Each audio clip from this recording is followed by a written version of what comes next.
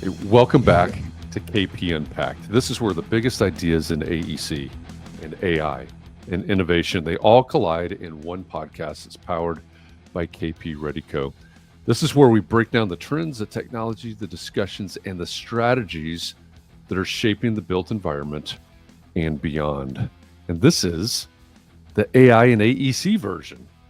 You may have guessed that because as you're looking at the screen, assuming that you're watching this on YouTube, but if you're listening to it, I'm just going to describe it. To my right? To my right is Frank Lazaro. He is my teammate here at KP Reddy Co. He is our in-house AI expert. He is not KP Reddy.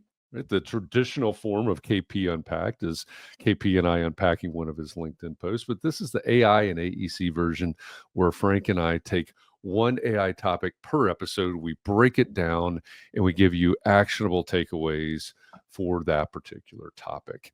This is we have a lot of fun here, and I think we make it very practical. I think we make it very useful. At least that's the feedback we've been getting. Yeah. And I really enjoyed this conversation. So Frank, thanks for joining me again today. Yeah. I'm glad to be back. Yeah. We're getting a lot of good feedback. I think it's timely. I also think too, and I think you hit the nail on the head on that one. It's, diving deep on that one topic really kind of allows people to really figure out, all the things that we hear from not only our client conversations and things that we hear at conferences, et cetera, but these are topics that really come from the audience. So it's just is great. Yeah. Yeah. And that's a good reminder, right? As you're listening to this or watching this, however you consume this, it's probably easier if you're watching it to go over to YouTube and leave a comment there on YouTube, but wherever you're consuming this, and maybe you found it through LinkedIn, however you found this episode, if you've got a question, if you've got a comment, if you've got a suggestion for a future topic, just put it in the comments. Our production team, not only are they going to provide the links for the things that Frank and I talk about, so don't panic when we start dropping this, that, or the other, look at this and look at that. The links will be in the show notes below. So our production team will put those there, but also they'll be looking for your questions, your comments, your suggestions. So if you've got a suggestion about a future episode, hey, we need to know about this. We're just trying this. We saw this tool came out, whatever it is, put that in the comments below, and maybe we'll turn that into an episode in the future. That's a great way for us to map out what it is that we talk about here. So absolutely. So if not, I gotta get to some writing and kind of start writing out some new episodes. Yes, please do the work for us. Don't make us guess. That'll be my weekend if we don't get any comments. Yeah. So. Frank and his wife would like for you to give him a break this weekend. So please leave a comment on what you want to hear, what you want to hear us talk about next week.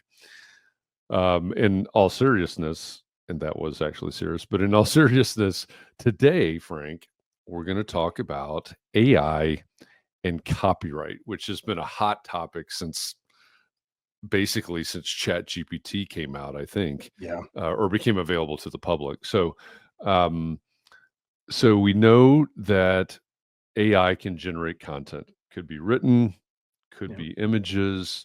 It could be code. There's lots of things that we could use AI to generate. And I think it is, again, my background, for those of you that may or may not know this, my background is architecture. And one of the things that is on every title block of every drawing set that's in circulation across the AEC industry is a copyright statement. Who owns the copyright on these construction documents? So that's one thing, right? Yep. It's a big deal in the industry. So when it comes to AI, we're probably not using AI to literally generate all of our construction docs today. But for whatever it is that we're putting together, we need to understand who owns, or at least what the copyright issues are and how firms can protect their work. So where do we start with this, Frank? Where do we start with this exploration today? So I think we need to start. Let's go back to the beginning. When I say the beginning, though, that's only 2 years ago, right? So Fair. if we Yep. go back about 2 years ago when all of these generative AI tools started coming out, right? There was really, probably two or three questions that always came up. And I think we've already covered them, right? Like we talked about data privacy, data security Mhm. last week. Yep. We've talked about, using, information in projects, all that other stuff. Copyright is one of those things that did come up. And so for the longest time, we didn't hear anything from the government. There was really nothing from the Mhm. Copyright Office, and no one's really kind of telling anyone like who owns it, who doesn't own it. Good news is, fast forward to 2025, this past January, the Copyright Office actually released a paper that gave guidelines on what is copyrightable and what is not copyrightable when it comes to AI. And so, interestingly enough, they're treating AI just like any software tool. So Autodesk cannot claim copyright to a design you do as an architect just because you use their software. Okay. Same thing with Microsoft Word, can't claim copyright to the book that you wrote just because you use Sure. Microsoft Word to write your book. Um, the key distinction in all of this is that there needs to be some human authorship. So Mhm. if you are significantly writing your own prompts, right? You're not getting the AI to write the prompts. It's not there's no auto creation, so to speak. If you're writing the prompt and it produces something, according to the Copyright Office, you do have some kind of claim over that. Interesting, right? I think there are varying opinions about that. I think people are like, well, is it really yours? Is it not really yours? The government's position is like, hey, listen, the existing law is sufficient to cover this. It essentially says that, hey, you can copyright it if a human actually authored it, regardless of the tool that they used. Okay. And this is being, for those who are wondering about this or questioning this, this is being Mhm. tested in the courts right now. Yep. And But this by the will way, be so the testing something in that. the courts, though, is not so much of people coming after creators. They're going after the models for stealing other people's work to train their models.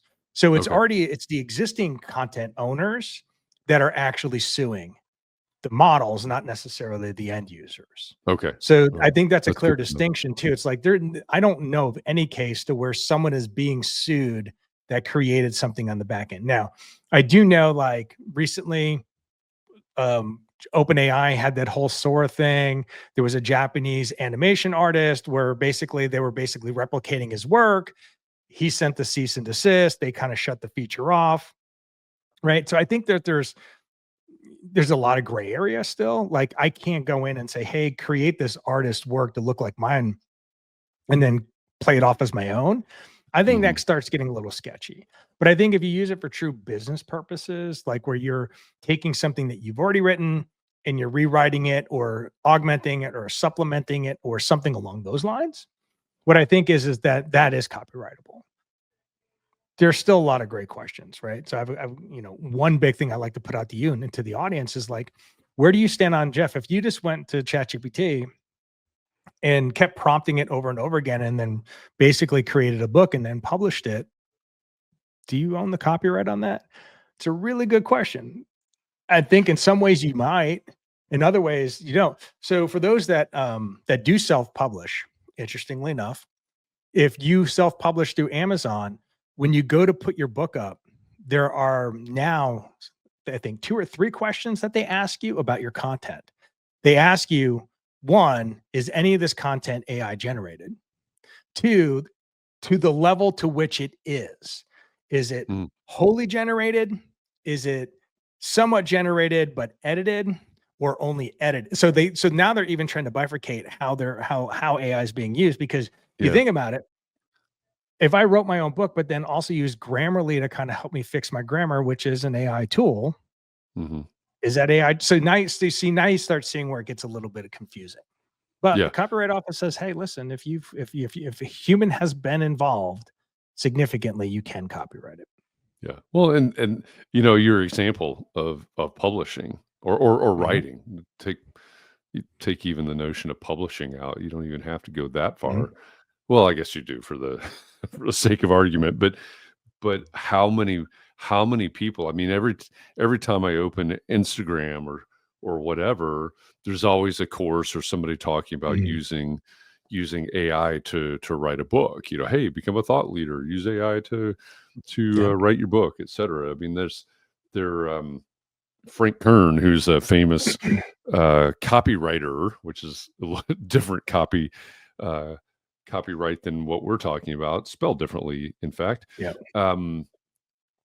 He's got a course right now and a tool, right, that Yeah. he's selling to use that. So I would wonder, right, this has massive implications, obviously. Yeah. I would Yeah. wonder how So, many you books know, on what's Amazon are written that way.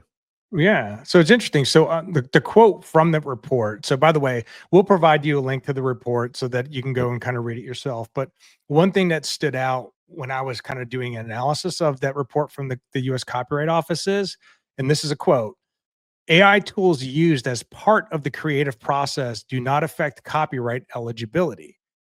But AI generated works without meaningful, this is where it gets a little gray. I don't Mhm. understand where meaningful comes in, but meaningful human input are not protected. So what that's saying is that if, and the way I interpret it is that if you don't have a human touch throughout the whole process, it's not copyrightable. But if you have AI assist you in that process, Mhm. whether it's through proofing, whether it's augmenting your existing content or something, then there's a protection that's there. So it is interesting on how they're kind of phrasing some of those words. But yeah, I would recommend people, definitely go check out and read the report if you're interested in diving deep on this. But you do have some protection even if you used AI to create something. Yeah. Yeah. So we know, right? It almost seems like they're trying to provide job security for some judges, but uh, we know that these things are going to be tested, they're going to be Yep. challenged, etc. So, but we have a feel for who owns AI generated work. Let's just call it that: text, images, the Yep. proposals, your responses to the RFP, etc.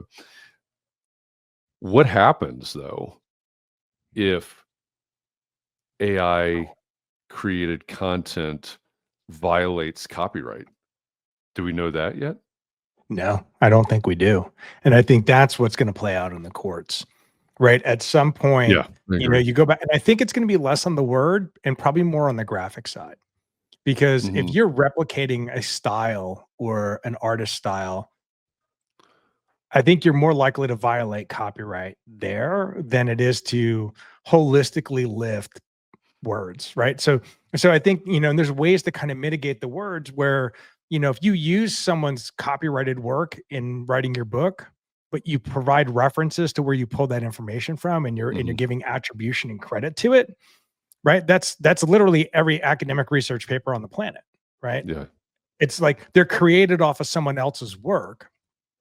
So as long as you're providing references and attribution, particularly in text written like books, copies, reports, white papers, I think you're gonna run less into the issue with that. I think where the struggle is that you as an architect, me as an architect, I use AI to replicate some kind of design element that you use that you've mhm, created that's unique to you. mhm. Some type of fascia or something on the outside of the building, right? It's going to be hard for me to sit there and say that I came up with that on my own. Right. You Yeah, start thinking about, so I think that what you're going to find is on the graphic side that this is going to be a bigger issue than on the written word side. yeah. So as firms are using AI, and again, this could be graphic, it could be written.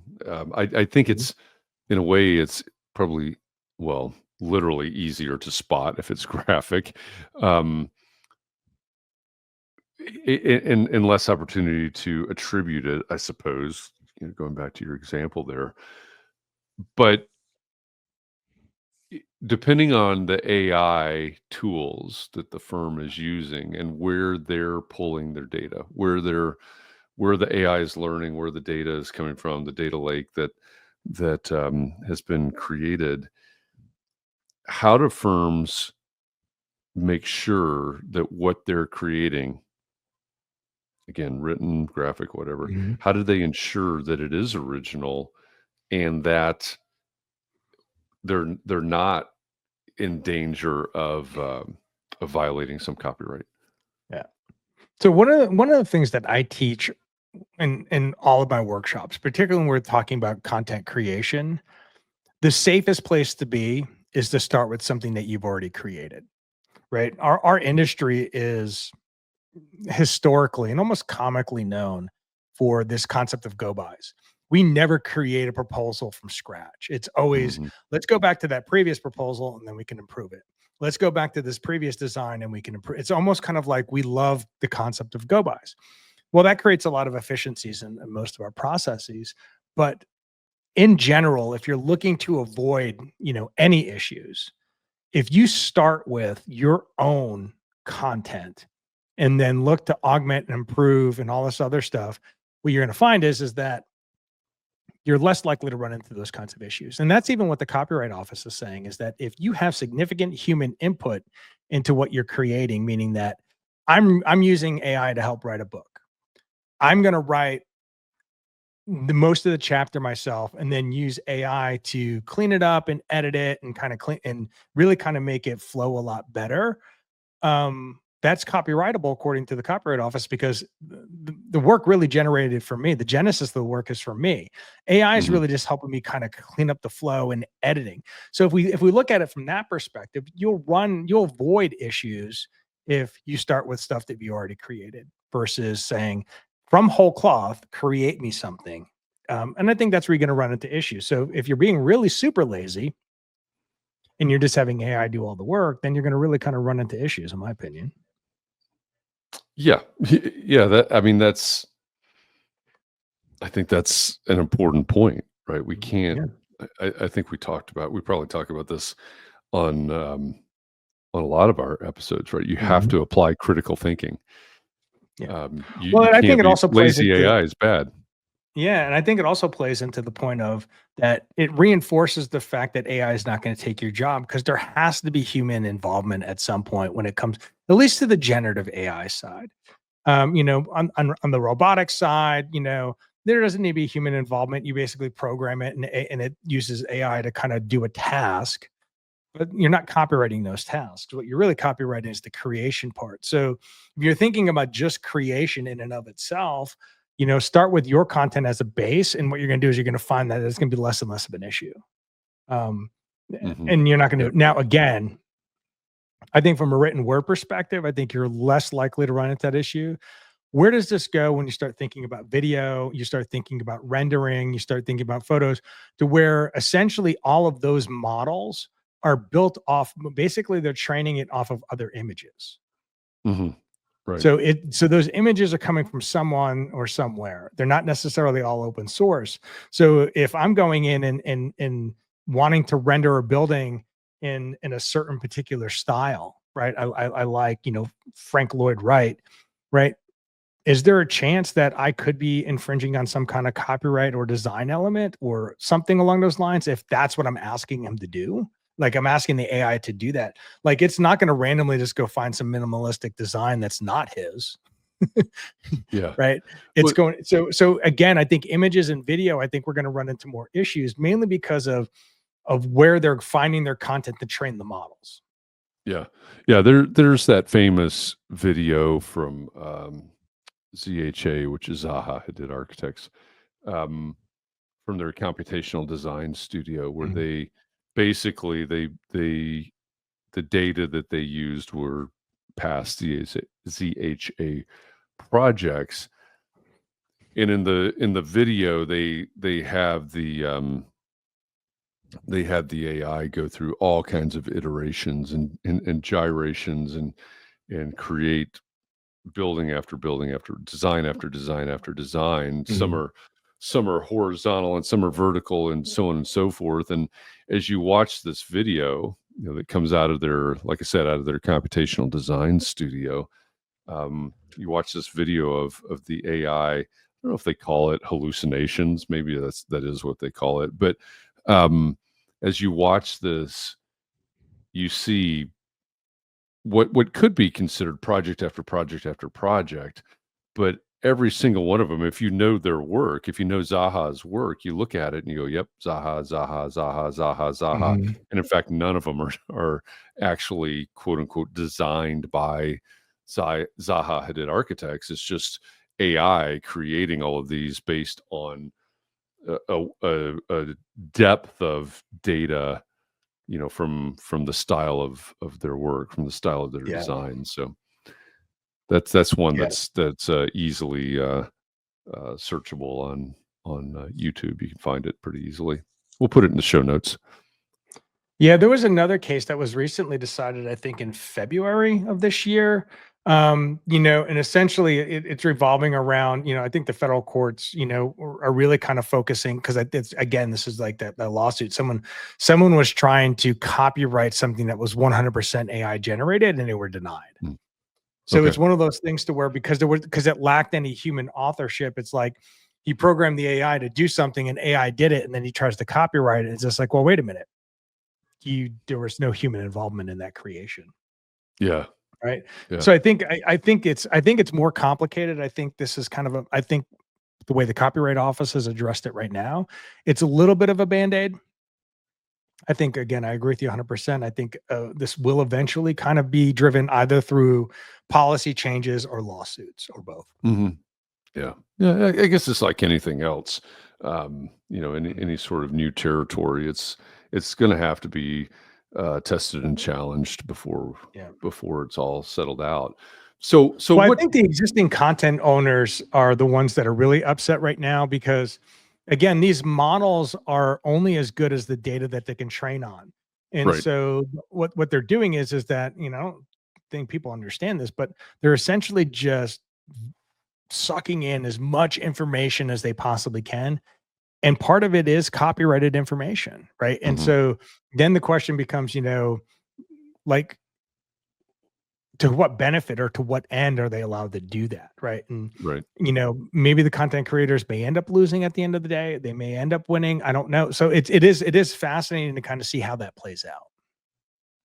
Yeah, I agree. And so as we think about this, we head towards the part of our episode here where we give some takeaways, some actionable things. Do you know, based on the information from the Copyright Office and other cases that you've heard about, what is it that firms need to do? We know that they need to be careful, right? We know all of those things. We know that there's plenty of gray area around Mhm.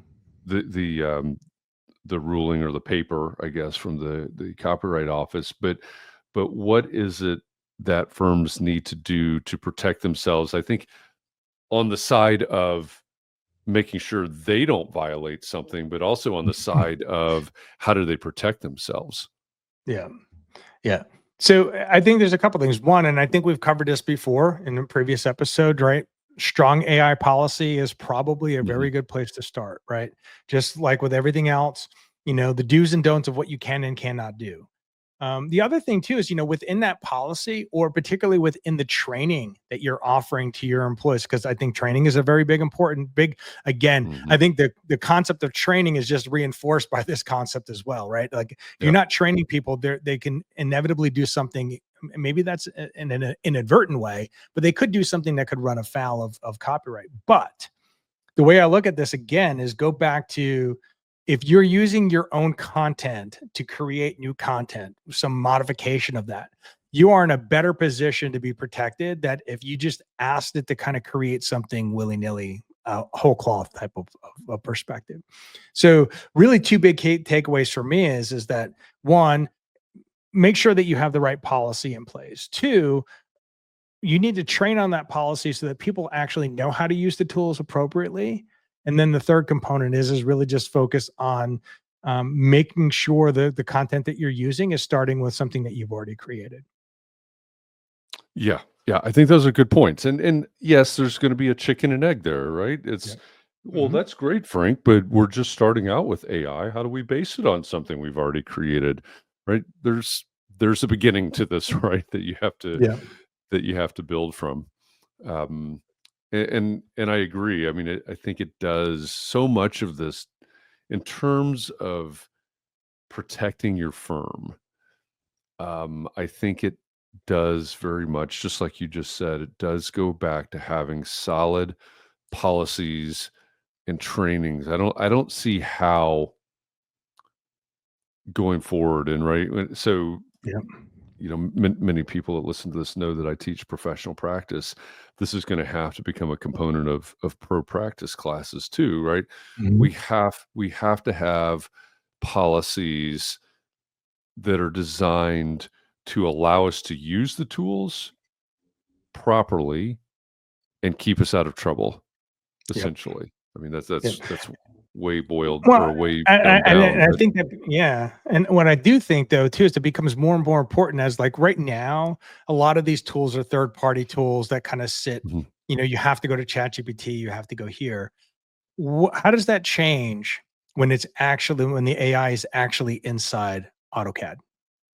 How does that yeah, change when it's inside Revit? How does that change? So you have all these design tools now that right, either are dabbling in the AI and they're doing something, but let's fast forward 4 years from now, 5 years from now, when AI is truly embedded in those applications, how do you protect yourself, right? Because right now it just kind of sits on the outside, right? I can yeah, go here, I can go there. mhm, But once it gets into our everyday apps as an architect or design professional or something along those lines, I mhm. think that's where, like you said, you're going to have to integrate it into your curriculum. But I think that is something that most firms are going to have to deal with that going forward. Yeah, that's an interesting point because, one of the questions that comes up, a lot is, well, when is Revit going to, Mhm. Revit whatever 236, when is it going to be rolled out with full AI capabilities? You know, Yeah. and there's all kinds of reasons for it, for Revit being where it is today. But I think that point that you just made is an important one. Where's the data going to come from? Yeah. Because if you use a Revit as a for instance, I'm not picking on Autodesk. Um, if you use a building information modeling tool that has full AI capability, where is the data going to come from? Is it going to come from your work, from the work of your firm, or is it going to come from a Yeah. larger data lake that's housed, at the mothership? Yeah. Because that also this opens up a whole nother episode Mhm. because Yeah. the potential liability there is huge, right? Well, From there's from also the code question of violations and everything else. yeah. The other thing is you start thinking about the concept of synthetic data. Well, yeah, so you can Mhm, have mhm. an AI kind of create synthetic data for you, which is really not owned by anybody. But then the bigger question is just like, where did it learn to create the synthetic? So it has to Yeah, learn it from somewhere. yeah. So What's the at some accuracy point, of it? there has to be some source. There has to be something at some point that's telling it what those elements are, so that it could create synthetic data. So I think it is a bigger question. I think that one, I don't really believe that there is a true answer right now. I think we have a guiding light on what is acceptable and what is not acceptable in this Mhm. area. But I still think that there's more to come when it comes to this particular topic. Yeah, yeah, absolutely. And so we'll wrap this episode here, um, in our conversation on AI and copyright, but I'm sure that we will revisit this again very soon because there's so much to this. There's the copyright piece of it, um, in terms of images and, um, everything that we've talked about today, and then it Mhm. also starts to morph into other conversations about different types of liability as well. Yeah. So we will definitely be back to this topic and tangents from this topic in future episodes. So again, we appreciate you listening to this. Um, let us know what you think in the show notes, in the comment section, especially if you're watching this on YouTube. Give us questions, give us comments, give us recommendations for future topics, and our production team will be looking for those. And also, our production team will be dropping um, links for things that we're talking about into the show notes. So look for those. As always, my name is Jeff Eccles. I head up our mastermind program and our incubator here at KP Reddy Co. And I'm joined by my teammate, Frank Lazaro, who is our AI guru. Now, he's not an AI created guru. He's our guy that's staying on top of AI. How's that? That's right. I'm the Gen Xer that just happened to figure out AI. There you go. Two Gen X guys talking about AI. That's the new name of this show. So Frank, thank you as always for joining me for this episode today, and thank all of you for listening. We appreciate you, and we will be back again next week. Thanks for listening to KP Unpacked, the AI and AEC version. This is where the biggest ideas in AEC and AI and innovation collide. It's powered by KP Reddy Co. And this is where we talk about the trends, the technology, the discussions, and the strategies that are shaping the places where you live, where you work, where you play, where you worship, where you eat, where you do all the things that you like to do, the built environment. So thanks for joining us. We'll see you again next week. Thanks, everybody.